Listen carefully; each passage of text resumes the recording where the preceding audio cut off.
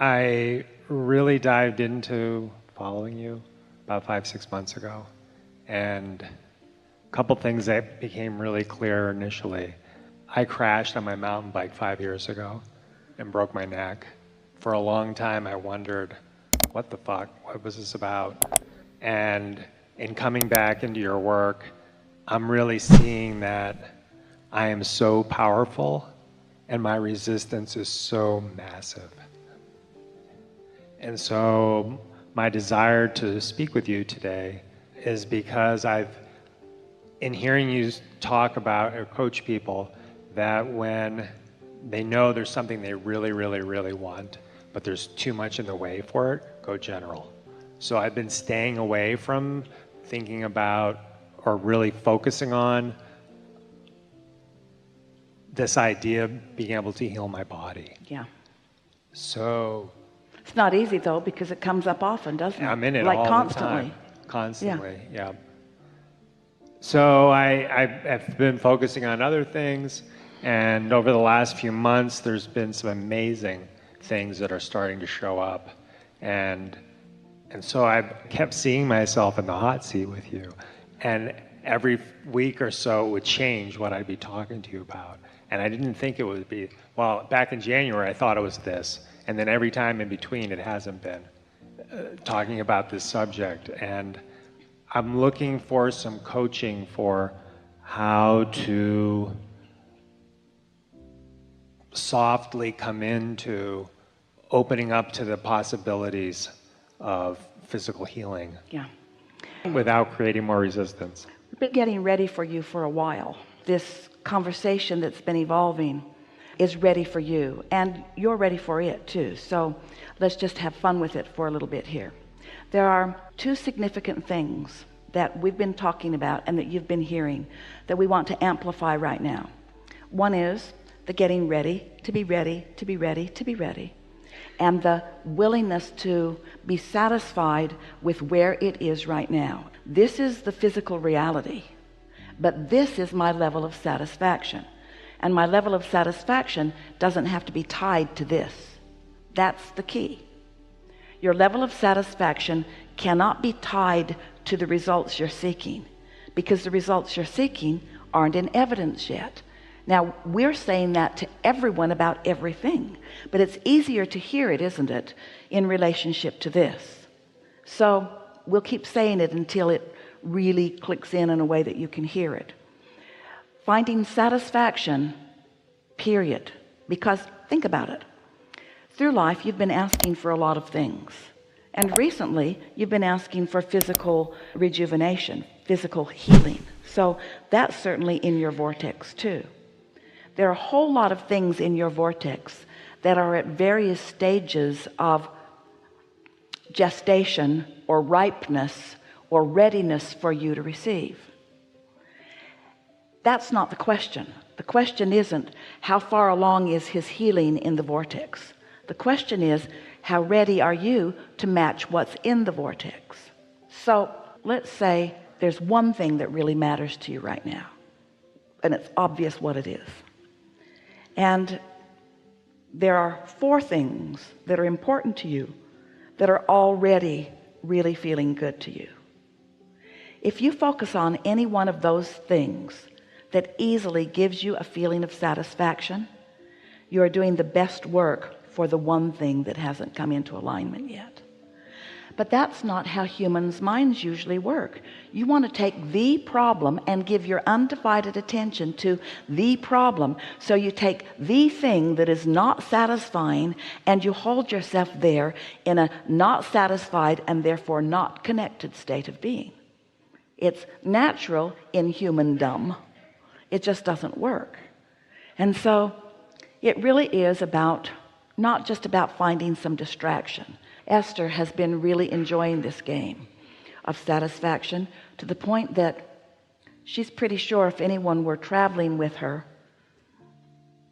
who didn't know her, or maybe even who did, they would have her committed, because sometimes she's talking right out loud about the things that are satisfying to her in the moment. She'll be walking down the ramp on the airplane saying, This is so satisfying. This is so satisfying. It's so satisfying. Sometimes she does the highway patrol thing that the highway patrol does in California, where they zigzag across all the lanes of traffic in order to slow everyone down. She does that with her bag because it's so much fun, and it makes everybody behind her wonder what she's doing. She just wants them to slow down and enjoy what's written on the walls in the ramp. There are lots of beautiful pictures and wonderful things. She's just sort of playing a game of satisfaction with life these days for no good reason other than it's sort of kind of fun. Just find any reason that you can find and practice it, and then those things become more and more and more satisfying until the one thing that isn't satisfying becomes irrelevant in the satisfaction game. So what we're asking of you is to not play a reality game. We're asking you to play the satisfaction game, because there's a lot that's satisfying, isn't there? There's a lot that's satisfying. It's a remarkable chair that you have. That has to be so satisfying. You can move that thing in amazing ways. That has to be so satisfying. And it minds you. It does what you ask it to do. It was precisely created with you in mind. It is like a really good friend. It is so satisfying. So you can just feel the satisfaction of the maneuverability of that magnificent machine that is moving around with you. And you can't feel satisfaction about that and dissatisfaction about something else at the same time. It's not possible. So then it turns out, because everything you want's in your vortex, and the only thing that keeps anybody from the full manifestation, the complete manifestation of anything that's in the vortex, is resistance that you've practiced.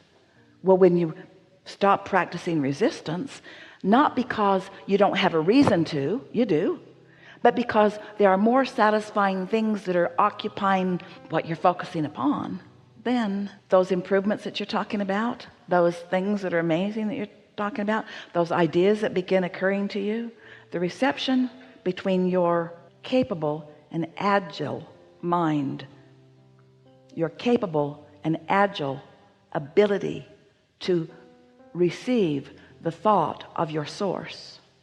Ooh.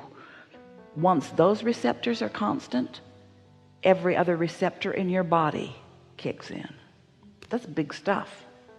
But if you get the cart before the horse, if this matters so much that then it clogs up that, then that's clogged up and that improvement doesn't happen. Helpful? Yeah, you had We've been telling people for quite a while, we want you to be happy anyway. And sometimes they can hear it, they don't like it, but they take that to mean satisfied even though I don't have money, satisfied even though I don't have my life partner, satisfied even though. That's what they think they're hearing us say. It's not what we're saying. We're saying satisfied, not even though. Satisfied. Satisfied because, not satisfied in spite of. There's a difference. Satisfied because of these things, not satisfied in spite of these things. Satisfied. They don't want to hear it, so we're asking you, be satisfied anyway. Well, that's kind of like in spite of. Satisfied for this reason and this reason. And as momentum picks up on those things that you're satisfied about, then all kinds of things come into place, because there is nothing that you cannot be or do or have. You are here in this physical body as an extension of source energy. Source energy is the energy that creates worlds. Source energy is powerful energy wanting to work on the behalf of all of you. But you've got to find a way to release the resistance that is not allowing you the reception of what source is offering. Just soft and gentle, real easy, not making a big deal out of it. Don't start to write your tell-all book about how you got up and walked already. In other words, just be satisfied. Because if you were to write the true book of this recovery, the first 99% of it would be so boring no one would read it. I ate a grilled cheese sandwich today and it was so good. Really? Chapter 1.